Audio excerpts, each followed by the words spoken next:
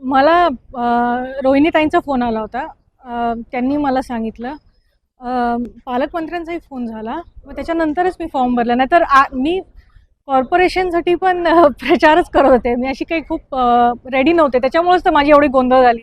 पळत झाले आणि शेवटच्या क्षणी होतं त्याच्यामुळे टायमाच्या आत जाणं गरजेचं होतं. ते केलं. आता बघू काय होतंय. पक्षाने किती वाजता सांगितलं तुम्हाला फॉर्म भरायला?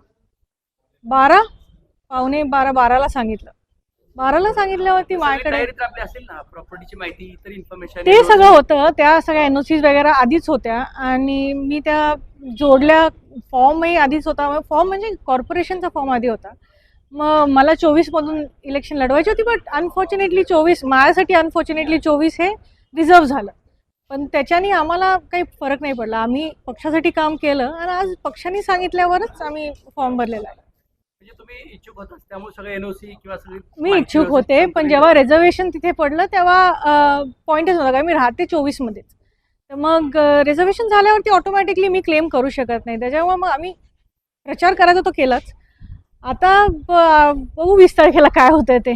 मी होपफुल राहू. पण नाही होईल हे सांगता येत नाही. त्याच्यामुळे काम काय आमचं बंद होणार नाही. आम्हाला पक्षाने नेहमी काम करायला शिकवलेलं आहे. आम्ही ते काम करत राहणार.